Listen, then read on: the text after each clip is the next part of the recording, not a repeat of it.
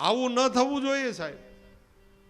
અહીં પહેલી શરત છે, ભાગવતજીની કથા આનંદ નામના તટ ઉપર થવી જોઈએ.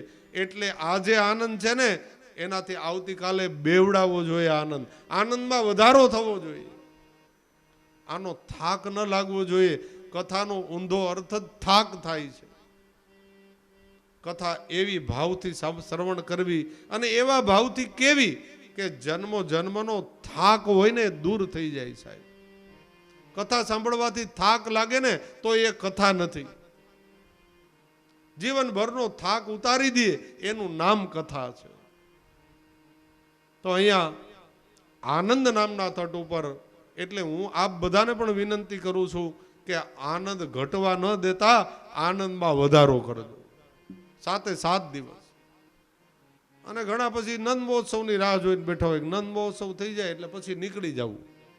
કા હજી તો નંદ મહોત્સવ એટલે પ્રભુ પધાર્યા છે, પ્રભુની આખી લીલા તો બાકી છે. તો તમે શું સાંભળવા આવ્યા હતા? નંદ મહોત્સવ એક જ મહત્વનો છે.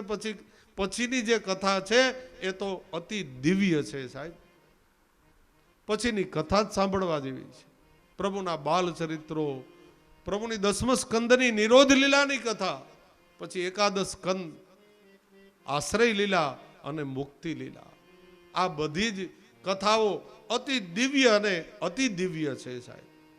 ઘણા નંદ મહોત્સવ પતી જાય પછી કે હાલો હવે નીકળી જઈએ, પણ હવે જ કથા સાંભળવા જેવી છે. આ તો માત્ર એનું પ્લેટફોર્મ છે સાહેબ. 1 થી 9 સ્કંદ સુધીની કથા એ પ્રભુની લીલામાં પ્રવેશ કરવા માટેનું એક પ્લેટફોર્મ છે. 1 થી 9 સ્કંદની કથા એટલા માટે આપણને કીધી કે આ 9 સ્કંદની કથા સાંભળીએ ને ત્યારે તમે કૃષ્ણને કાંઈક સમજી શકશો. એટલે 10મ સ્કંદની લીલામાં પ્રભુની લીલા એ આલેખી છે કે 9 સ્કંદ એ અધિકાર મેળવવા માટે 9 પ્રકારના અધિકાર છે. એ 9 સ્કંદ છે. આ 9 સ્કંદ પૂરા કરો ને ત્યારે 10મ સ્કંદમાં તમારો પ્રવેશ થાય અને ત્યાંથી પ્રભુની દિવ્ય લીલા ચરિત્રોની કથા એ નંદ મહોત્સવ પછી જ આવે છે.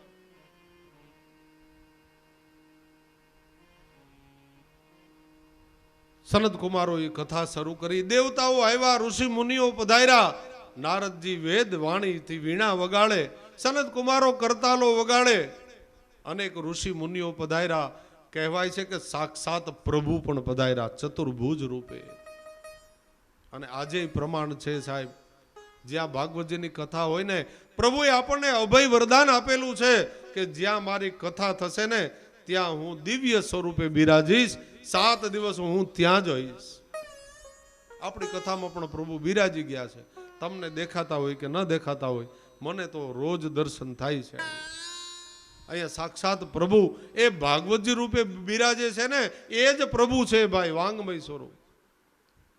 બીજા ક્યાં ભગવાનને ગોતવા જાશું આપણે? આ શબ્દમય દેહ પ્રભુનો બિરાજે છે ને એ જ સાક્ષાત પ્રભુ છે. પ્રભુએ અભય વરદાન આપ્યું. જ્યાં મારી ભાગવતજીની કથા થશે ત્યાં હું 7 દિવસ સુધી એ બિરાજીશ.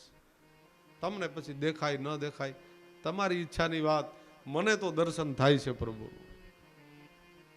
તો જ્યાં કથા શરૂ થઈ સનત કુમારોની, એ વખતે પ્રભુ પણ પધાર્યા.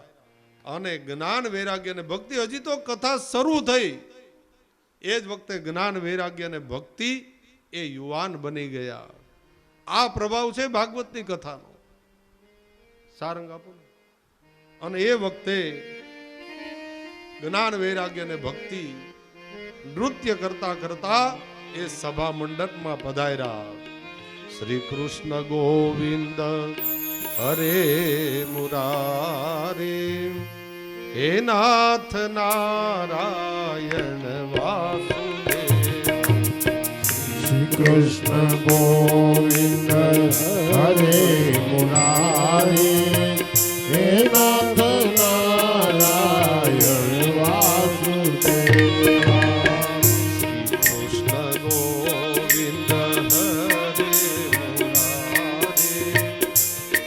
નાથ નારાયણ વાસુદેવ. શ્રી કૃષ્ણ ગોવિંદ ભાવથી બોલો.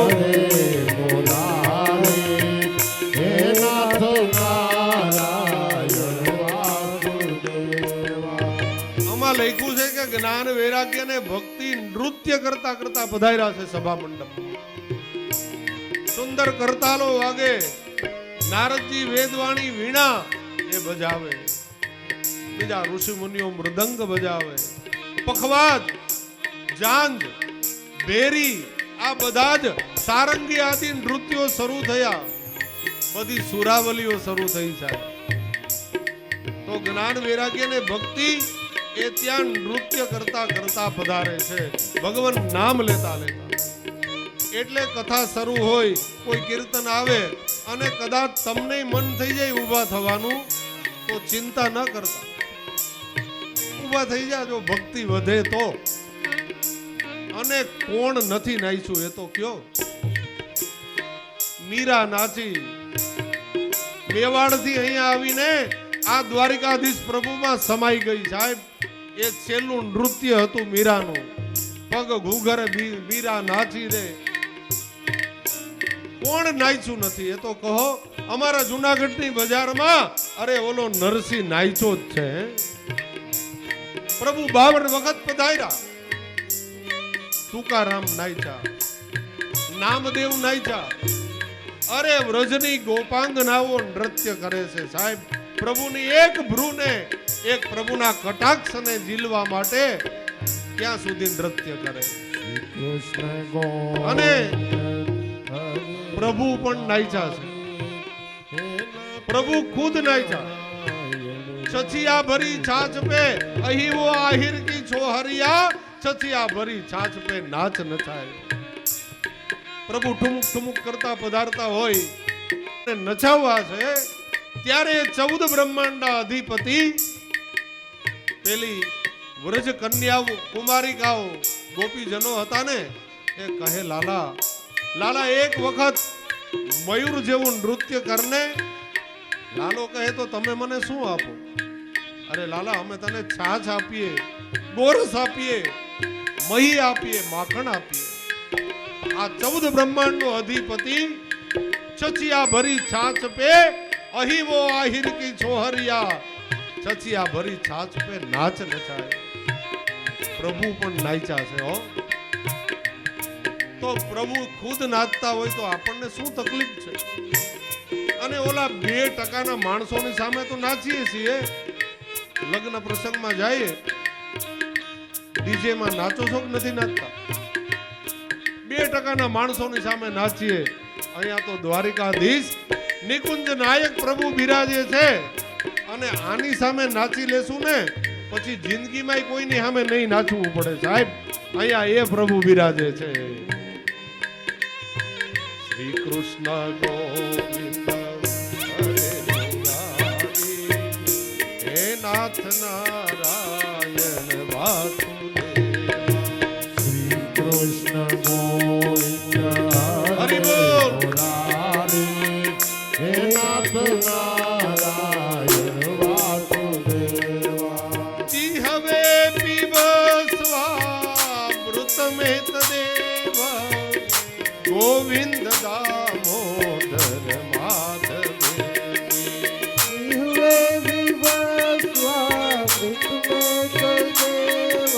હરિ બોલ.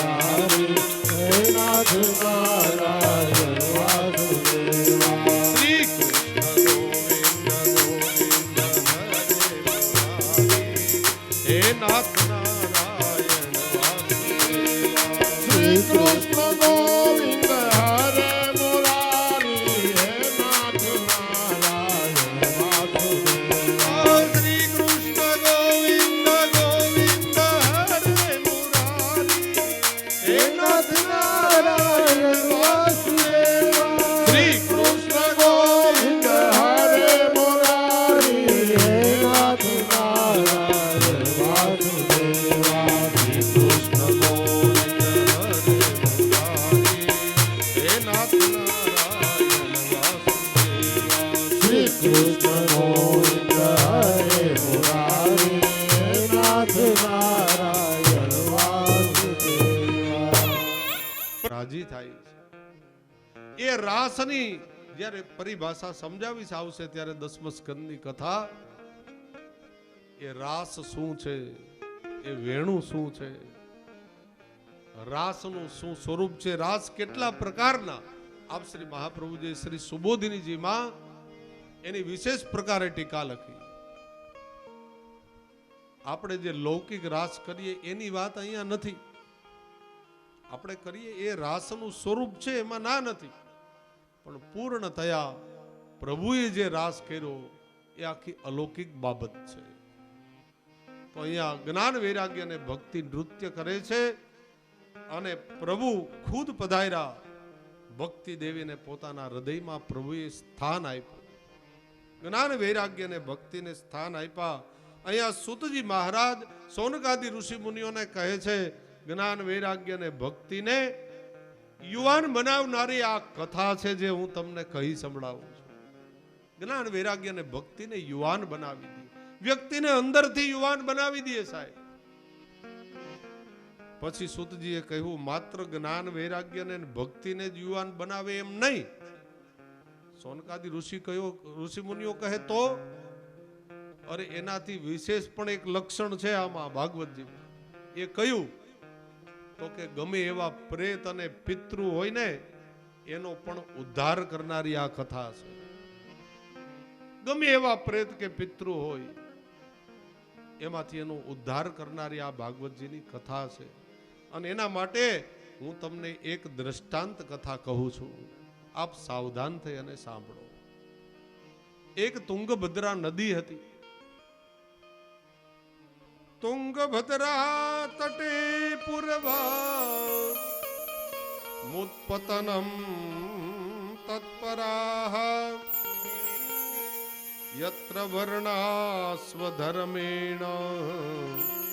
સત્ય સત્કર્મ તત્પરા આત્મદેવ પુરો તસ્મિન સર્વવેદ વિશારદ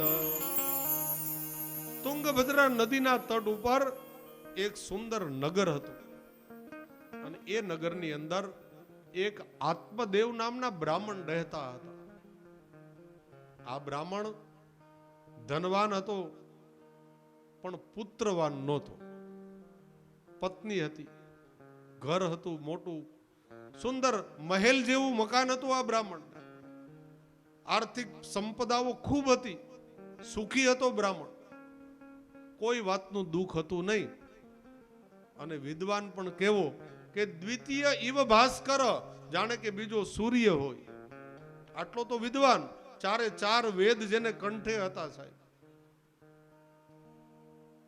દેવાલયોમાં પૂજા કરવા જતો અનેક યજ્ઞો કર્યા હતા પોતે મનમાં એક જ અફસોસ કરતો હતો કે હું બીજાને ઘેરે યજ્ઞ કરાવું તો એને ઘેરે સંતાનની પ્રાપ્તિ થાય મારી ઉત્તરાવસ્થા શરૂ થઈ ગઈ આટલા યજ્ઞો કરાવ્યા 24 તો પુરુષ ચરણ કરાવ્યા સાહેબ ગાયત્રીના પુત્રેષ્ટિ યજ્ઞ કર્યા નવચંડી યજ્ઞો કર્યા પિતૃઓના શ્રાદ્ધ કર્યા હરિવંશ વાંચ્યો મનુસ્મૃતિ વાંચી અનેક સત્કર્મ કર્યા પણ ભાગ્યવશાત આ બ્રાહ્મણને ઘેરે કોઈ સંતાન ન થયું બ્રાહ્મણ પોતાના ભાગ્યને કોસે છે રડે છે હું આટલો વિદ્વાન આટલો પંડિત છતાંય મારે ઘેરે એક શેર માટીની ખોટ રહી એ કેવી રીતે પૂરાય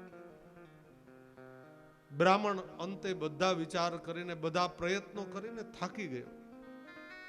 એટલે બ્રાહ્મણને થયું હવે આમાં કઈ જીવવામાં માલ નથી, આ સંપત્તિને શું કરું, આવા સુંદર મહેલને હું શું કરું, મારે પુત્ર તો નથી કે જેના માટે હું કઈ ભેગું કરું.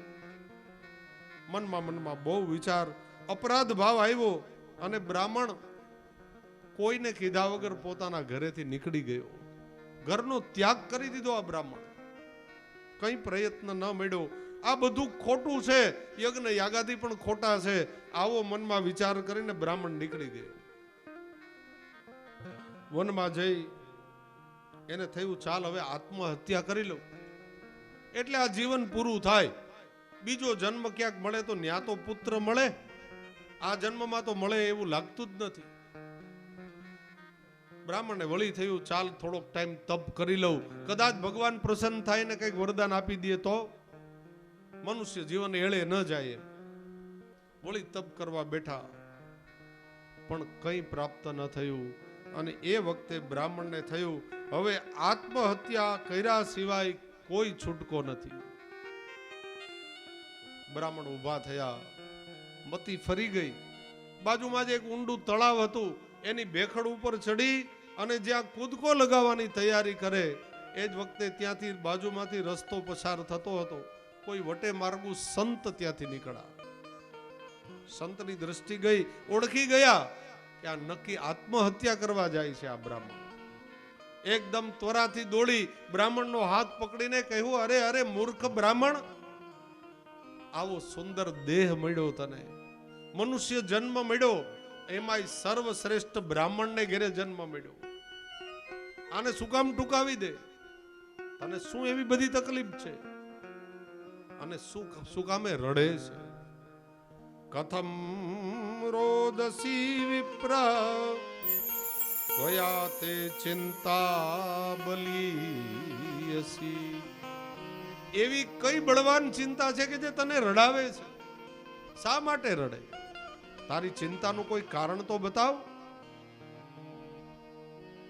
બ્રાહ્મણ કહે મહારાજ હવે શું તમને વાત કરું, મેં 24 તો પુરસ્ચરણ ગાયત્રીના કર્યા. એક પુરસ્ચરણ એટલે 1.25 લાખ મંત્ર થાય સાહેબ ગાયત્રીના. એક પુરસ્ચરણ એટલે 1.25 લાખ મંત્ર ગાયત્રીના. ગાયત્રીની એક માળા કરજો થાકી જાશો, એક માળા પૂરી નહીં કરી શકો.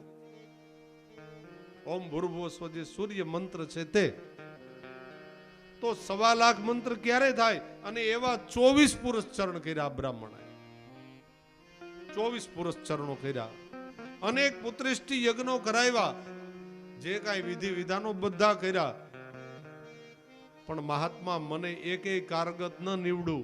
મારે ઘેરે જે સંતાનનું ખોટ જ રહી મહારાજ.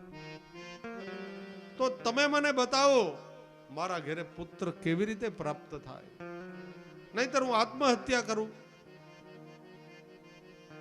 પેલા મહાત્મા હતા ને હસવા લાગ્યા ખડખડા અને કહે છે બ્રાહ્મણ દેવતા કે મહારાજ તમને મને રડવું આવે ને તમને હસવું આવે? મહાત્મા કહે બ્રાહ્મણ તું ભાગ્યશાળી છો કે તારે ઘેરે કઈ સંતાન નથી. તને ભક્તિ કરવા માટે ભગવાને મોકલો છે. સંતાન નથી ને તો કઈ ચિંતા પણ નથી આગળ પાછળ. હરિને ભજી લે, ભગવાનની ભક્તિ કરી લે. બ્રાહ્મણ કહે મહારાજ તો તમે વનમાં રહ્યો ને એટલે આ બધી ડાઈ વાતો તમને આવડે. અમારી જેમ ગ્રહસ્થી બનીને કુટુંબ પરિવારની વચ્ચે રહો તો ખબર પડે કે સંતાનનું દુઃખ એ કેવું દુઃખ હોય છે. પરણીને વહુ આવે ને 2-3 વર્ષ કઈ સારા દિવસો ન હોય ને તો એના એ કુટુંબના બેનો જ એને શોખ નથી લેવા દેતા. હજી કેમ કઈ સમાચાર નથી, કેમ કઈ નથી, કઈ તકલીફ છે, શું છે, તપાસ કરાવો. ત્યાંથી શરૂ થાય. અને જો સંતાન ન થાય ને એ મરે ત્યાં સુધી મેણા સાંભળવાના. હવે કોઈના હાથની વાત છે સાહેબ? એ તો પ્રભુની કૃપાનો પ્રસાદ છે. કોઈના ભાગ્યમાં ન પણ હોય તો ન મળે. ઘણા તો એના માટે બીજા લગ્ન પણ કરે છે. આવી પણ પરંપરાઓ છે અમુક જ્ઞાતિઓ. સ્ત્રીથી સંતાન ન થાય એનો ત્યાગ કરી દે, બીજા લગ્ન કરે સંતાન માટે. હવે કેમ સ્વર્ગની સીડીઓ ચડાવી દેતા હોય સંતાન? સંતાન તો સારા હોય ને સાહેબ, તો એ સંતાન છે. એના એ સંતાનો જ્યારે આપણા નામ ઉપર કલંક લગાડે ને, ત્યારે માતા પિતાને જેમ થાય એના કરતા પથ્થરને જન્મ દીધો હોત તો સારું હોત. સંતાન તો સારા હોય તો સારા, તો સુખી. અહીંયા મહાત્મા સમજાવે છે પણ આ બ્રાહ્મણ નથી સમજતો. અને બ્રાહ્મણની અમુક હદે વાત પણ સાચી હતી સાહેબ, કે આપણે ગ્રહસ્થાશ્રમમાં રહીએ છીએ. સંતાન નહીં હોય ને, લોકો તમને મેણા મારી મારીને મારી નાખશે. અને બીજી વાત વિચારીએ તો તમે કરોડો કમાતા હો કે અબજો રૂપિયા કમાયા હો, જો તમારે ઘરે સંતાન જ નથી તો એ અબજો રૂપિયાનું શું કરશો તમે? 5 કરોડનો બંગલો બનાવ્યો પણ એ બંગલામાં કોઈ રહેવા વાળું જ નથી તો? અને 5 કરોડની હવેલી જેવું મંદિર બનાવ્યું હોય, મકાન બનાવ્યું હોય, પણ યાદ રાખજો એમાં નાના નાના બાળકોના રડવાના, કોઈ હસવાના અવાજ નહીં સંભળાય ને ત્યાં સુધી એ ઘર ઘર જ નથી સાહેબ. એમાંથી સુંદર ધ્વનિઓ આવતા હોય, ઝાંઝરના અવાજ આવતા હોય, હે મધુર ધ્વનિઓ સંભળાતા હોય, ક્યારેક રડવાના બાળકોના, ક્યારેક હસવાના, એક ખિલખિલાટ કરતા હોય. બસ એ જોવા માટે તો આપણે દિવસ રાત ઢસરડા કરીએ છીએ. જિલ્લા આખાનો કમિશનર હોય, પોલીસ કમિશનર, આખા જિલ્લાના જે પોલીસ બેડા હોય ને એમને સેલ્યુટ કરતા હોય સાહેબ. પણ થાયકો પાયકો એ દાદો જ્યારે ઘેરે આવે પોલીસ કમિશનર, ત્યારે એના દીકરાનો જે દીકરો હોય ને એ એમ કે દાદા ઘોડો થાવ. આખા જિલ્લાને જે અફાવતો હોય ને સાહેબ, એ પોલીસ કમિશનર ઘેરે જઈને ઘોડો બનતો હોય. અને દીકરાનો દીકરો એના ઉપર બેસે, દાદા તમે ઘોડો? બોલે હા ભાઈ હું ઘોડો. તને જો આનંદ આવતો હોય, આખું ગામ જેને સેલ્યુટ કરતું હોય એ એના દીકરાને સેલ્યુટ કરતો હોય. આ સુખ છે સંસાર. અને જે ઘરમાં સંતાન નથી સાહેબ, ત્યાં કદાચ અબજો રૂપિયાની સંપત્તિ હોય, બસ આ ખામી તો ખામી જ છે સાહેબ. અને એટલે મહાત્માઓ લખે છે, સર્વે જણાય સૂનું ઘર પુત્ર ના વિનાનું. સર્વે જણાય સૂનું ઘર પુત્ર ના વિનાનું. ભાસે સ્મશાન જેવું ઘર પુત્ર ના વિનાનું. ભાસે સ્મશાન જેવું ઘર પુત્ર ના વિનાનું. સર્વે જણાય સૂનું ઘર પુત્ર ના વિના. જે ઘરમાં નાના નાના બાળકો ના હોય, એના કિલકારીઓના અવાજ ના આવતા હોય ને, એ ઘર તો કેવું લાગે? સર્વે જણાય સૂનું ઘર પુત્ર ના વિનાનું. સર્વે જણાય સૂનું ઘર પુત્ર ના વિનાનું. પાસે સ્મશાન જેવું ઘર પુત્ર ના વિનાનું.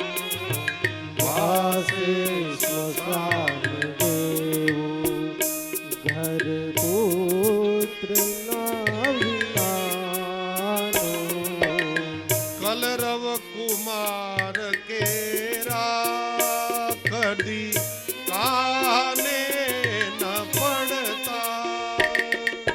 कलरव कुमार तेरा अधिकाने न पड़ता ये घर गणाय सानु ये घर घर गणाय सानु घर पुत्र ना विनानो सर्वे जनाय सोनो घर पुत्र ना विनानो सर्वे जनाय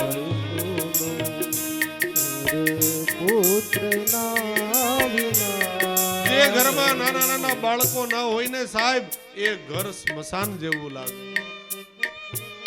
અને એટલા માટે અહીંયા મહાત્મા કહે છે બ્રાહ્મણ તું ભાગ્યશાળી છો, તારા ઘેરે કઈ સંતાન નથી, પ્રભુ પધરાવીને સેવા કરી લે, તારા ભાગ્યમાં ભક્તિ છે, ભક્તિ કરી લે.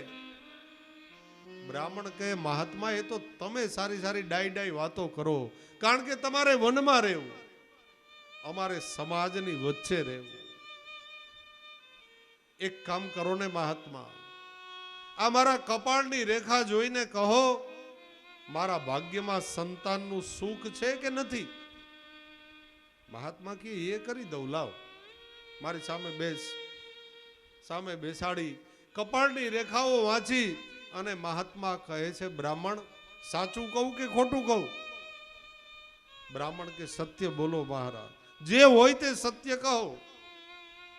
સપ્ત જન્મ વધે પેતામ નૈવચ નૈવચ. તું તો એક જન્મનું પૂછે છે ને બ્રાહ્મણ, હું તો તને 7 જન્મનું બતાવું.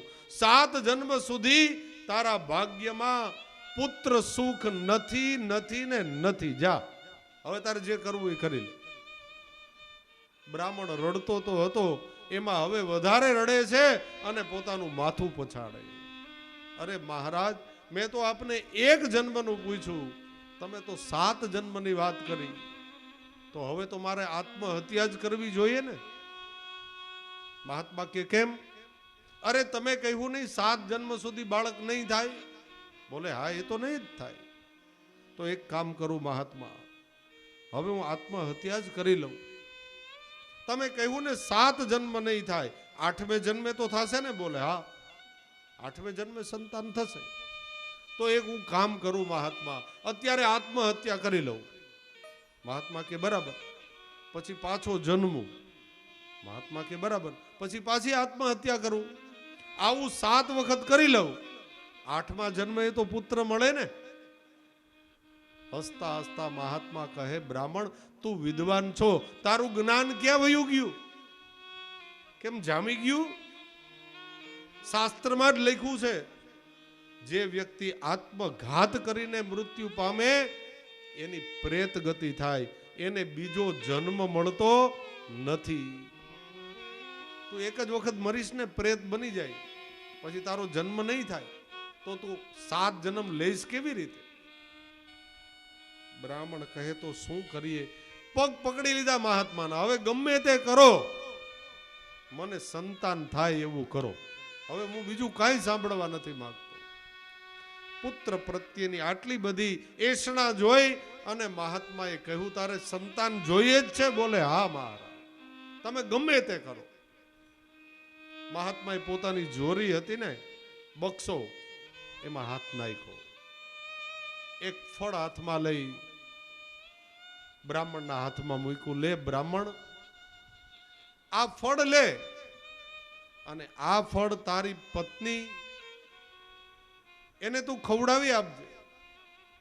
આ ફળ એ ખાશે ને તારા ઘરે પુત્રનું એ જન્મ થશે. જા, તારે સંતાન થશે, ચિંતા ન કરતો. હવે અહીંયા આપણને શંકા થાય એવી કથા છે કે નહીં? આપણને શંકા પડે એવી કથા છે કે નહીં? હમણાં શું કહેતા હતા મહાત્મા કે 7 જન્મ સુધી તારા ભાગ્યમાં સંતાન નથી નથી ને નથી. આ એ જ મહાત્મા કહેતા હતા. અને હવે આ જોરીમાંથી ફળ કાઢીને આપ્યું, આ ક્યાંથી આવ્યું?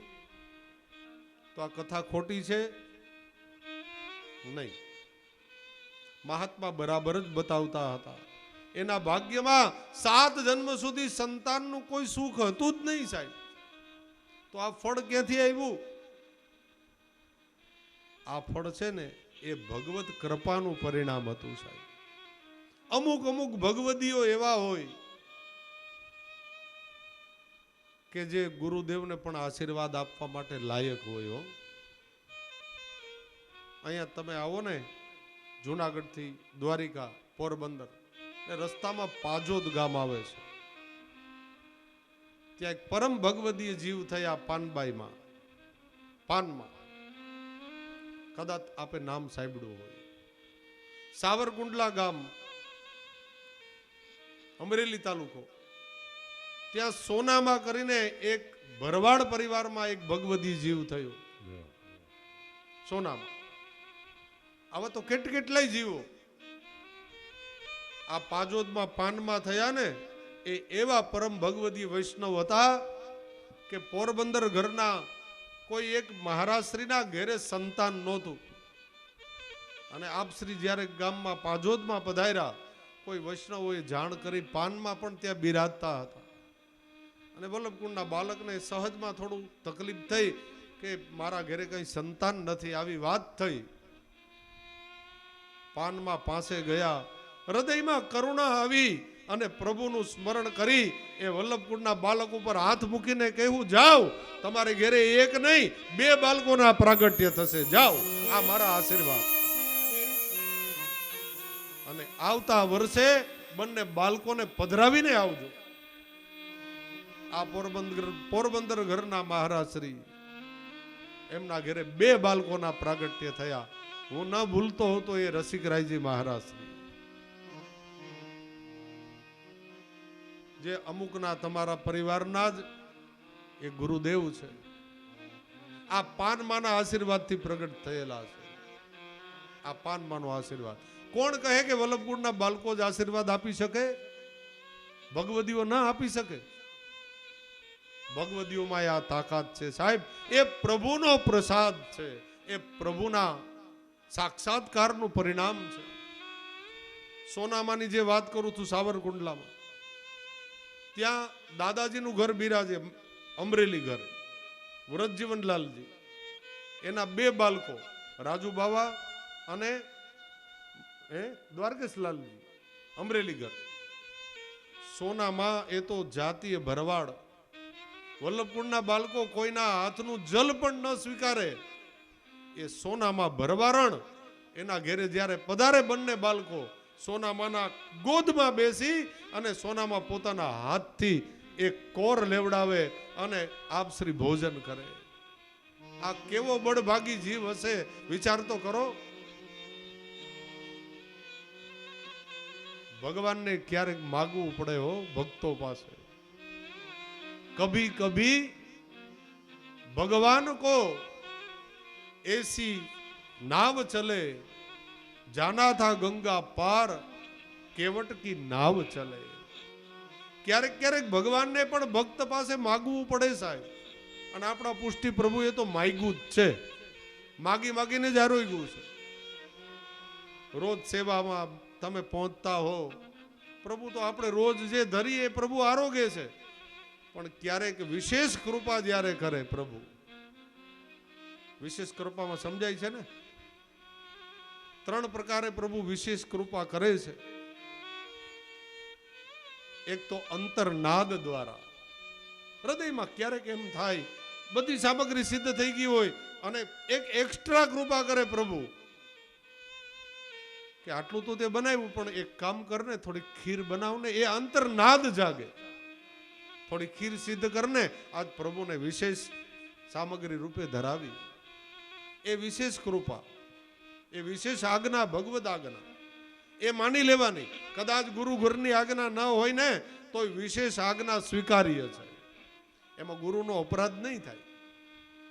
પણ ભગવદ આજ્ઞાને પેલા માથે ચડાવવું અને એ પ્રમાણે એ સેવામાં એનો અંગીકાર કરવો. આ આપ શ્રી મહાપ્રભુજીની આજ્ઞા છે, હું નથી કહેતો. એ વિશેષ આજ્ઞા છે, એક આંતરનાદ દ્વારા.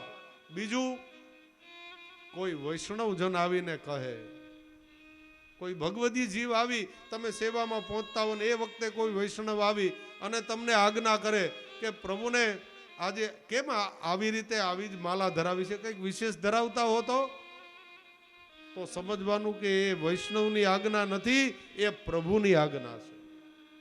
એનું બહુ મહત્વ છે આપણા માર્ગમાં. અને ત્રીજું, પ્રભુ સ્વયં પ્રત્યક્ષ તમારી પાસેથી માગી લે.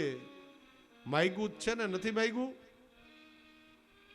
ગિરિકંદરામાં જ્યારે શ્રીનાથજી બાવા પ્રગટ થયા, મુખારવિંદ જ્યારે પ્રગટ થયું, રોજ દૂધ ભોગ માગતા. કોની પાસે? બોલો તો ખરા. હે? હા, સદુ પાંડેની દીકરી નરો પાસે. ગિરિકંદરામાંથી પ્રભુ જોર જોરથી બૂમો પાડતા, નરો મને બહુ ભૂખ લાગી છે, તો મને દૂધ ભોગ ધરાવ. પ્રભુની સ્પેશિયલ ગાય હતી અને એ જ ગાયનું દૂધ પ્રભુ આરોગતા હતા. નરો રોજ પ્રભુને દૂધ ભોગ ધરાવવા જતી, સદુ પાંડેની દીકરી. પ્રભુએ માગ્યું જ છે સાહેબ. અને પ્રભુ જો માગે તો બીજું તો શું જોઈએ? આપણે બીજું શું જોઈએ? એ દિવસ ધન્ય છે જે દિવસે પ્રભુ વિશેષ કૃપા કરે. અહીંયા કહેવાનો મારો ભાવ ત્યાં હતો કે આ સંતે જે એ ફળ આપ્યું ને, એ વિશેષ કૃપાનું પરિણામ હતું. એના જન્મ જન્માંતરના કરેલા સુકૃત કર્મોનું એ ફળ હતું. અને એ મહાપુરુષો પાસે એક અલગ વિદ્યા છે સાહેબ, જે તમારા ભાગ્યને પણ બદલાવી આપે. ગુરુદેવની એક દ્રષ્ટિ પડે ને, એક દ્રષ્ટિ માત્રથી તમારા ભાગ્યને બદલાવી શકે. અને એટલે તો આપણે વિનંતી કરીએ છીએ, કૃપા કટાક્ષ નિવારો શ્રી વલ્લભ, કૃપા કટાક્ષ નિવારો, કૃપા કટાક્ષ નિવારો શ્રી વલ્લભ, કૃપા કટાક્ષ. એક દ્રષ્ટિ પડી જાય ને સાહેબ, તમારા જીવનને ધન્ય બનાવી દે. દ્રષ્ટિમાં જ આ બધું આપી દે મહાપુરુષો. એને કઈ તમારા ઉપર હાથ જ મૂકવા પડે એવું કઈ જરૂરી નથી. કરત કૃપા નિજ હસ્ત દે માથે, જો આયે જન તવ અનુસર, સૌપત શ્રી ગોવર્ધન નાથ. પરમ કૃપાલ શ્રી વલ્લભ નંદન, કરત કૃપા નિજ હસ્ત દે માથે, જે જન શરણ આય અનુસરાઈ, ગ્રહી સૌપત શ્રી ગોવર્ધન નાથે, કરત કૃપા નિજ હસ્ત દે માથે, પરમ દયાલ. એક કૃપા, એક દ્રષ્ટિ આપણું ભાગ્ય બદલાવી દે મહાપુરુષો. આવી કૃપાનું દાન કરવાનો એ સામર્થ્ય છે ગુરુદેવમાં. આવા સંતો, વિરલ સંતોમાં એ ફળ આપ્યું છે હો. એટલે આમાં શંકા ન કરતા કે પેલા ખોટું બોલ્યા. એના ભાગ્યમાં સંતાન સુખ હતું જ નહીં, પણ આ સંતની વિશેષ કૃપા, એના પરિણામ રૂપે એ સત્સંગનું ફળ, જન્મ જન્માંતરનું એનું ભજન હતું ને, એ ભજન રૂપી ફળ આપી દીધું કે જા, તારા ભાગ્યમાં નથી, મારા ભાગ્યનું છે તને આપી દઉં. આવી કૃપા કરી શકે સંતો મહાપુરુષો. પરમ ઉદાર ચતુર ચિંતામણી, રાખત ભવદા રાવહી જાતે, ભજ કૃષ્ણ દાસ કરહી નાથ, ગ્રહી જો જાને શ્રી વિઠ્ઠલ નાથે, કરત કૃપા નિજ હસ્ત દે માથે.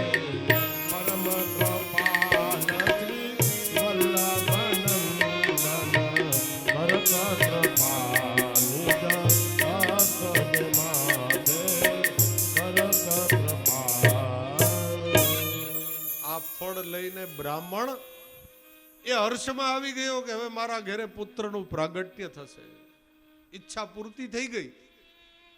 એટલે મહાત્માએ છેલ્લે કહ્યું હતું, આજ્ઞા કરી હતી કે બ્રાહ્મણ બહુ ઉત્સાહમાં ન આવી જતો, કારણ કે મહાત્મા સમજતા હતા કે આ બ્રાહ્મણ જ હારો છે, ગોરાણીમાં પાછા હારા નથી. કારણ કે આ બ્રાહ્મણની પત્ની એ ધૂંધલી હતી, એ પેલા મહાત્મા જાણતા હતા.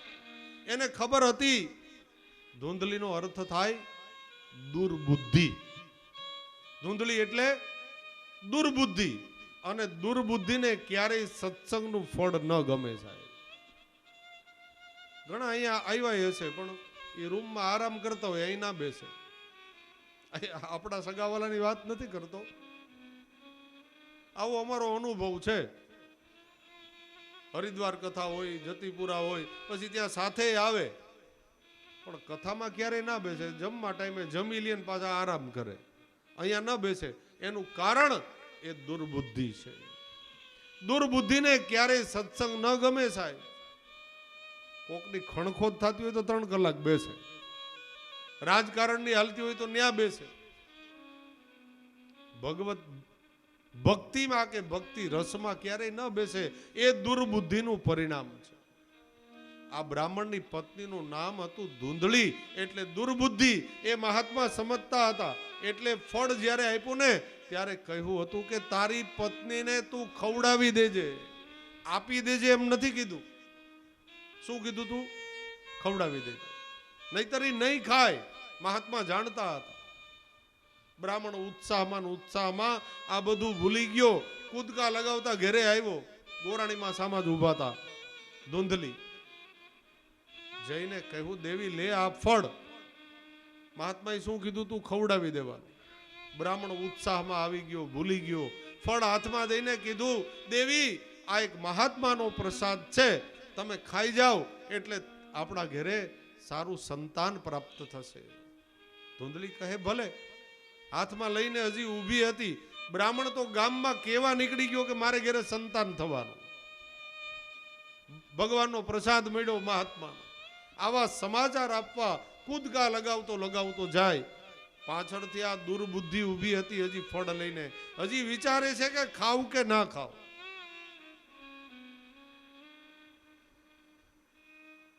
પિતૃએ માગી તો છે પણ હવે કથા કરીએ કે ના કરીએ, ઓણ કરવી કે પોર કરવી. સદબુદ્ધિ હોય તો એમ જ કે બસ કરી જ નાખવાની છે. પણ થોડી દુર્બુદ્ધિને કારણે જીવ આવો વિચાર કરે, કરીએ કે ના કરીએ, કરીએ તો આમ થાય, ના કરીએ તો આમ થાય. એ વિચારવામાં 5 વર્ષ વયા જાય સાહેબ, 5 વર્ષ વયા જાય. પણ સદબુદ્ધિ હોય ને આ તો તરત જ નિર્ણય હોય, નહીં બસ પેલું કાર્ય ઈ કરવું છે પછી બીજું બધું. આ સદબુદ્ધિ. વિચાર કરે ધૂંધલી આ ફળ ખાવ કે ના ખાવ. એટલામાં એની એક બેન ત્યાં પડોશમાં જ રહેતી હતી.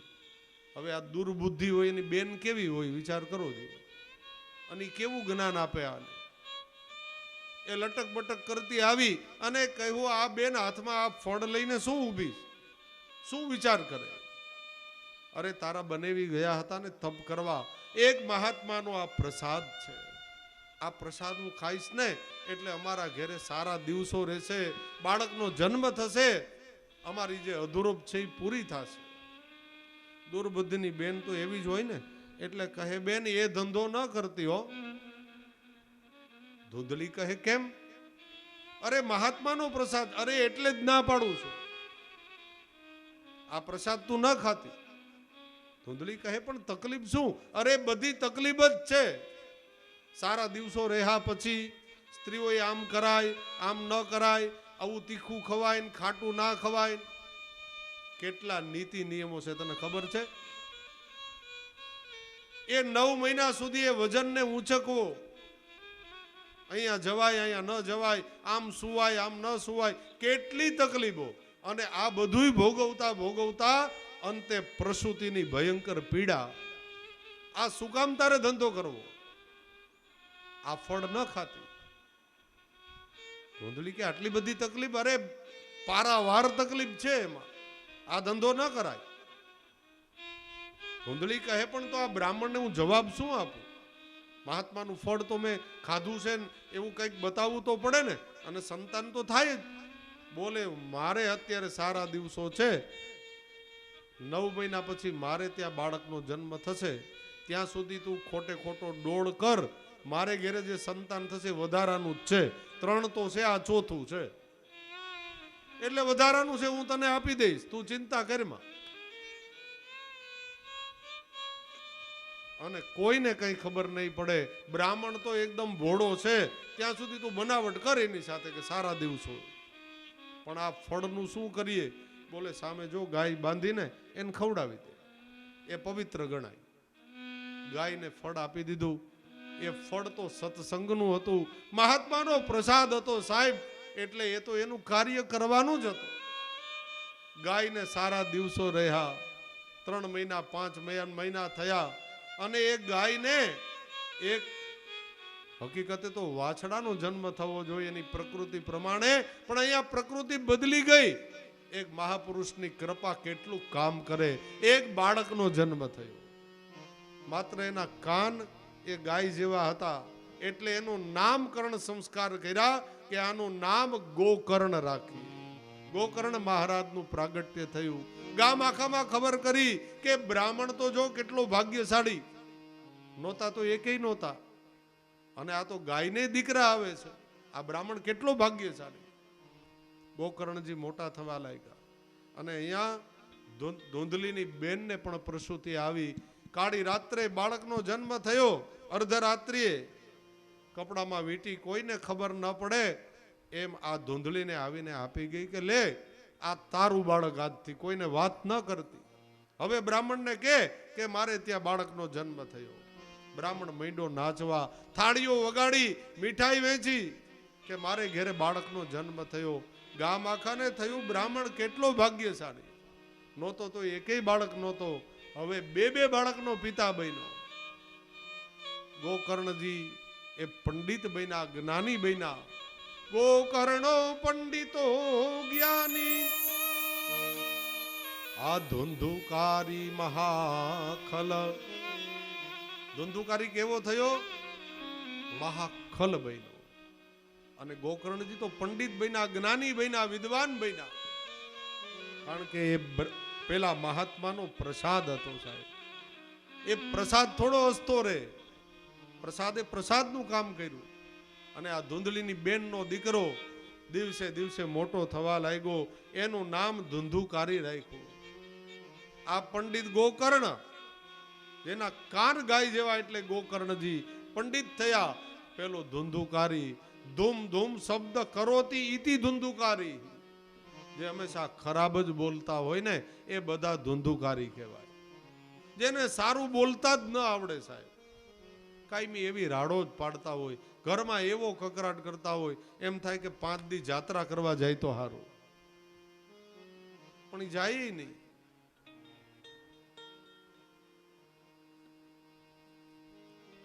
ધુંધુકારી કોને કહેવાય? કોઈ વ્યક્તિ બેઠા હોય ને ત્યાંથી આપણે નીકળીએ ને આપણે એમ કહીએ કેમ દાદા બેસી ગયા ને? ધુંધુકારી હશે તો શું જવાબ આપશે ખબર છે? હા તમે કહેતા હો તો ઊભા થઈ જાય. આવા ઘણા જવાબ આપે. કોઈ લગ્ન પ્રસંગમાં આપણે પહોંચી ગયા હોય ને કોઈ આવે એટલે આપણે એમ કહીએ કેમ મજામાં ને? એટલે એ શું કહે? મજા હોય તો જ અહીંયા આવ્યા હોય ને. આવો જવાબ ન દેવાય હો. સામેના દિલને ઠેસ પહોંચે. શું કહેવું જોઈએ? અરે હા હા જો આવી ગયા, હમણાં જ આવ્યા, તમે ક્યારે આવ્યા? આમ સામું પૂછતા ન આવડે? પણ એવા નઠારા જવાબ આપે કે આમાં માણાને આમ આમ ચકરીએ ચડાવી દઈએ. હાજા હોય તો જ અહીંયા આવ્યા હોય ને. હવે આ કોઈ જવાબ જ નથી સાહેબ. બસ આવો જવાબ જે આપે ને એને કહેવાય ધુંધુકારી. ધૂમ ધૂમ શબ્દ કરોતી ઇતિ ધુંધુકારી. જેના જીવનમાં પ્રસન્નતા ન હોય, માત્ર ખરાબ વાતો જ હોય, જેને સારું બોલતા જ ન આવડતું હોય, એ બધા ધુંધુકારી.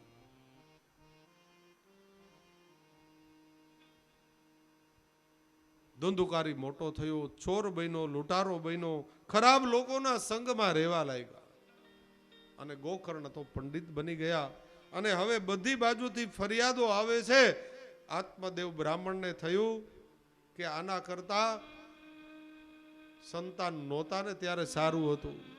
પેલા મહાત્માના શબ્દો યાદ આવ્યા. એ કહેતા હતા કે તું ભાગ્યશાળી છો, ભક્તિ કરી લે. કરી લીધી હોત ને તો અત્યારે ભગવાન મળી ગયા હોત. આ સંતાન મેળવીને મેં શું કાઢી લીધું? સમાજમાં મારી આબરૂના આ ચિથરા ઉડાડ્યા ભાઈ ધંધુકારી. હવે કંઈ સારું પ્રાપ્ત નથી થતું. બધી બાજુથી માત્ર ફરિયાદો આવે. અહીંયા ગોકર્ણજીને ખબર પડી ગઈ કે પિતાજી વ્યથિત થયા છે, કારણ કે જ્ઞાની છે. 2 શ્લોકમાં એને જ્ઞાન આપે છે ગોકર્ણજી. ભાગવતીના ઉત્તમ શ્લોક છે આ બંને. એમાં જે જ્ઞાન છે એ સાંખ્ય શાસ્ત્રનું જ્ઞાન છે સાહેબ. પહેલો જ શ્લોક કેટલો ઉત્તમ છે. ગોકર્ણજી આજે એક દીકરો બાપને જ્ઞાન આપે છે. દીકરો બાપને જ્ઞાન આપી શકે કે ના આપી શકે? હા કે ના તો પાડો. આપી શકે? બરાબર. તો સારું, એટલું તમે હા પાડી. અત્યારે તો આપણે એવું જ માની લીધું છે કે દીકરાએ કાંઈ બોલાય નહીં, બાપ કે જ સાંભળવાનું. એમ આવું હોતું નથી. ઉંમરમાં મોટા કોણ? ભાગવતનો પ્રશ્ન છે. મોટું કોણ? ઉંમરમાં મોટા છે એ મોટા નથી સાહેબ. જે જ્ઞાનમાં મોટા છે ને એ મોટા છે. ઉંમર તો 85ની હોય પણ શેરીમાં હજી ગલી દંડે રમતા હોય તો એને મોટા ના કહેવાય. મોટા એને કહેવાય જે કુટુંબને સાચી દોરવણી આપતા હોય, જે કુટુંબનું ક્ષેમ સ્થિત જોતા હોય, કુટુંબ માટે જે પોતાની વસ્તુઓનો ત્યાગ કરતા હોય એને મોટા કહેવાય. એ ભલે 15 વર્ષનો જ હોય પછી, અને આપણે ભલે 85ના હોય પણ આપણાથી એ મોટો છે. જ્ઞાનમાં મોટો એ મોટા, ઉંમરમાં મોટા એ મોટા નથી. ભલે રિસ્પેક્ટ આપીએ આપણે વડીલ તરીકે, એમાં ના નથી, પણ શાસ્ત્રની ધરતીએ મોટો એ છે જે જ્ઞાનમાં મોટો છે. એટલે ગોકર્ણજી પોતાના પિતા આત્મદેવને જ્ઞાન આપે છે. દેહે સ્થિમાંસ રુચિરે વિમતિ ત્યજત્વમ જાયા સુતાદિષુ સદા મમતાં વિમુંચ પશ્યાનિશમ જગદિદં ક્ષણભંગનિષ્ઠ વૈરાગ્ય રાગ રસિકો ભવભક્તિનિષ્ઠ દેહે સ્થિમાંસ રુધિરે ભીમતિ ત્યજત્વમ જાયા સુતાદિષુ સદા મમતામ વિચુંચ. એ પિતાજી, હવે તમને શેમાં મોહ છે? હવે તમારી ઉંમર થઈ ગઈ છે વાનપ્રસ્થિ થવાની. તમને શેમાં મોહ છે એ તો કહો.